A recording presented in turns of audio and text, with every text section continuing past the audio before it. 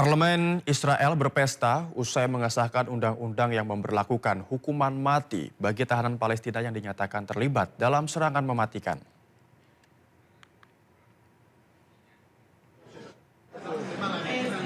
Anggota Parlemen Israel merayakan pengesahan undang-undang yang memberlakukan hukuman mati bagi tahanan Palestina yang dinyatakan terlibat dalam serangan mematikan di tepi barat. Kebijakan kontroversial ini disahkan dalam pemungutan suara pada 30 Maret 2026 dengan hasil 62 anggota parlemen mendukung dan 48 lainnya menolak. Melalui aturan baru ini, hukuman mati ditetapkan sebagai vonis utama dalam pengadilan militer Israel terhadap warga Palestina yang dinyatakan bersalah. Eksekusi bahkan dapat dilakukan dalam waktu sekitar 90 hari setelah putusan dijatuhkan. Pengesahan undang-undang ini langsung memicu kecaman luas dari komunitas dan kelompok hak asasi manusia. Banyak pihak menilai aturan tersebut bersifat diskriminatif karena dalam praktiknya menyasar warga Palestina serta berpotensi bertentangan dengan hukum internasional. Pertanyaan besar pun mengemuka, apakah pantas warga Palestina yang mempertahankan tanah airnya dihukum mati oleh pihak Zionis Israel yang menginvasi wilayah mereka?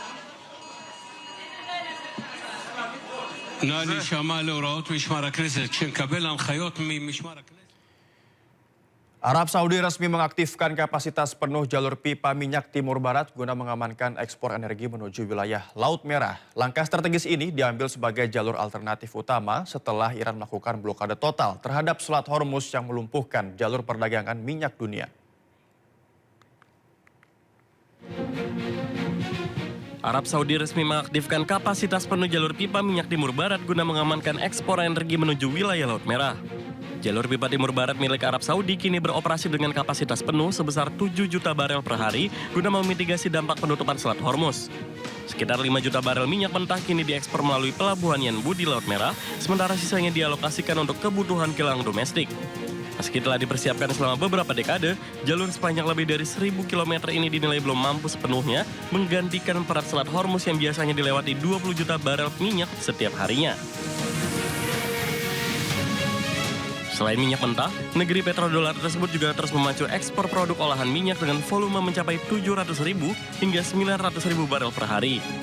Upaya ini menjadi tumpuan utama Arab Saudi dalam menjaga stabilitas pendapatan negara di tengah eskalasi konflik regional yang kian memanas pada 2026 ini.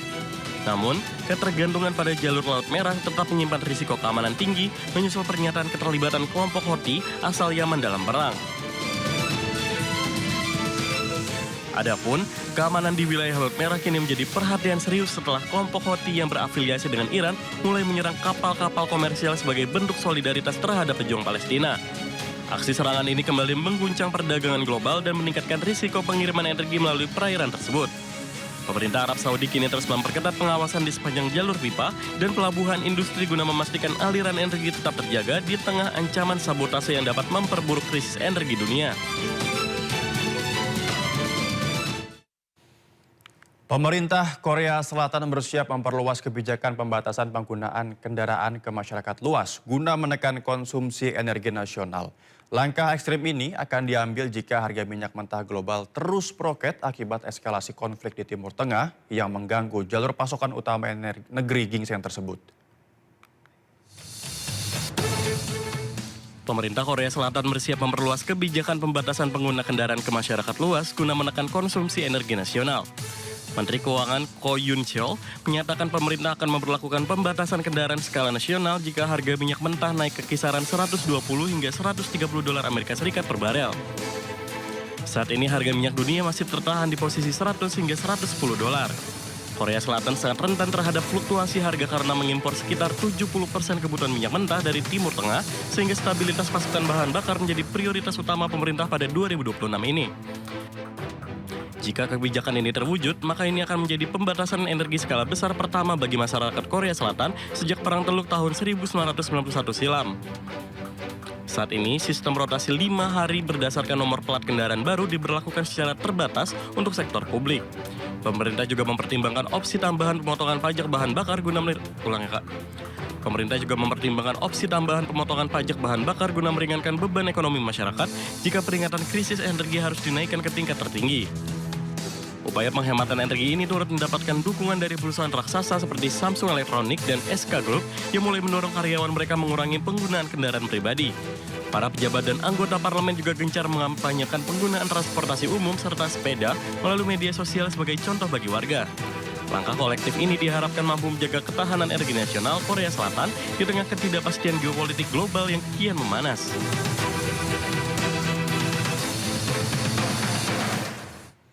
Pemirsa, duka mendalam menyelimuti kediaman Braka Farizal Ramadan, anggota Tentara Nasional Indonesia yang gugur dalam serangan Zionis Israel di Lebanon. Hingga kini, keluarga masih menanti kepulangan jenazah.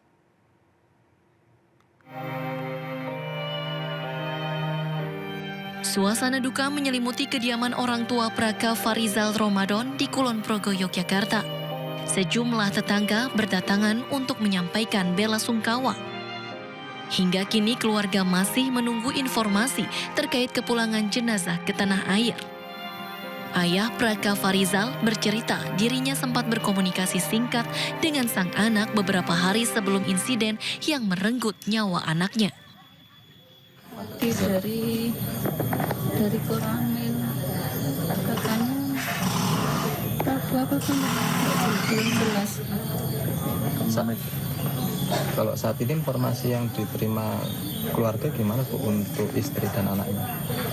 Tadi malam itu ya itu video call, saya nanyakan cucu, terus pulangnya kapan, katanya nunggu tiket.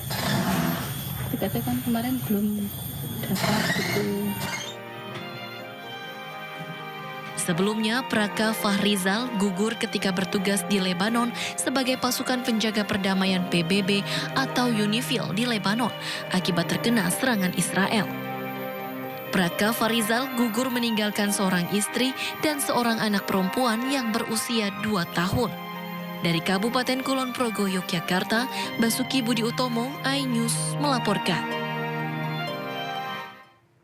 Sementara itu pemirsa, pihak keluarga dan warga sekitar sudah menyiapkan pemakaman untuk almarhum Sertu Muhammad Nur Ihwan di Magelang, Jawa Tengah. Rencananya almarhum akan dimakamkan di pemakaman dusun setempat. Beginilah pemirsa, suasana duka masih menyelimuti almarhum Sertu Muhammad Nur Ihwan yang gugur menjalankan misi perdamaian di Lebanon di Desa Dayangan, Kecamatan Mertoyudan. Karangan bunga bisa kita lihat dari berbagai pihak berdatangan ke rumah duka mulai dari Kementerian Luar Negeri, Kasat hingga Panglima TNI. Warga sekitar juga sudah menyiapkan pemakaman untuk almarhum Sertu Muhammad Nur Ihwan tepat di samping makam sang ayah. Pemakaman di makam setempat atas permintaan dari pihak keluarga. Neneknya Mas Ihwan, rencana tanggal 1 ini sudah meluncur dari Lebanon, tapi nanti ya atau tidak kita cuma menunggu dari kesatuannya. Suasana duka juga menyelimuti kediaman almarhum Kapten Infanteri Zulmi Aditya Iskandar yang gugur menjalankan misi perdamaian di Lebanon. Almarhum rencananya akan dimakamkan di Taman Makam Pahlawan Cikutra, Bandung. Duka kehilangan menyelimuti kediaman dari orang tua almarhum Kapten Infanteri Zulmi Aditya Iskandar di Kampung Cikendal, Kelurahan Cipageran, Kecamatan Cimahi Utara, Kota Cimahi. Para pelayat terus berdatangan ke rumah duka. Sejumlah karangan bunga duka cita menghiasi kediaman almarhum. Saat ini, keluarga masih menunggu kepastian kepulangan jenazah Zulmi ke tanah air. Sebelumnya, komunikasi terakhir dengan almarhum terjadi pagi hari sebelum insiden. Tapi jenazahnya masih di sana, kita lagi menunggu kepulangan beliau ke Indonesia. Gitu. Ya kita doalah mudah-mudahan almarhum diterima oleh. Udah setahun ya, seharusnya bulan depan itu udah selesai sebenarnya. Cuman ya namanya ajal kita nggak tahu. Almarhum Zulmi adalah salah satu prajurit TNI yang gugur saat menjalankan misi perdamaian bersama PBB di Lebanon Selatan setelah terkena artileri serangan Israel. Almarhum meninggalkan seorang istri dan 2 anak yang masih kecil. Rencananya jenazah akan dimakamkan di Taman Makam Pahlawan Cikutra. Dari Cimahi, Jawa Barat, Yuwono Wahyu, iNews melaporkan.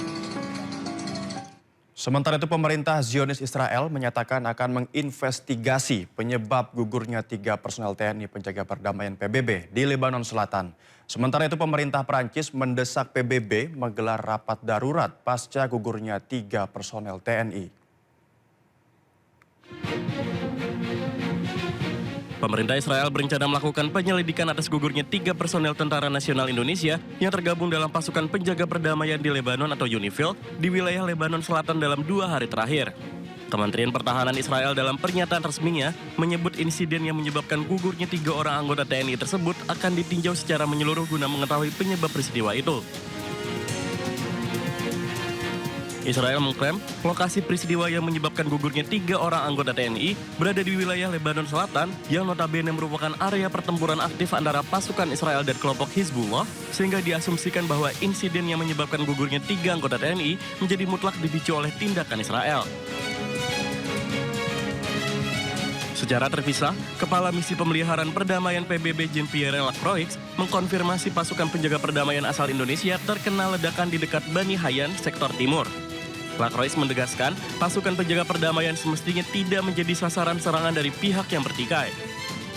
This morning, 2 Indonesian peacekeepers lost their lives in an explosion that hit a UNIFIL logistic convoy, destroying their vehicle near Bani Hayan in Sector East. 2 more peacekeepers were injured, 1 seriously.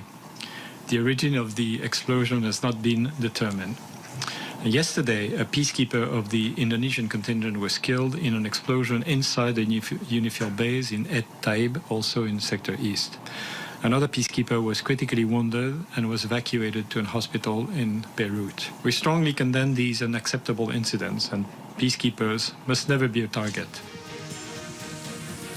Gugurnya anggota TNI dalam insiden di Lebanon mendorong pemerintah Prancis mendesak digelarnya pertemuan darurat Dewan Keamanan PBB. Menteri Luar Negeri Prancis Jean-Noël Barrot pada Senin kemarin meminta segera diselenggarakan rapat darurat Dewan Keamanan PBB menyusul insiden serius yang melibatkan pasukan penjaga perdamaian PBB. Barrot juga menyampaikan ungkapan bela sungkawa kepada keluarga korban serta menyerukan dilakukannya penyelidikan untuk mengungkap kronologi kejadian.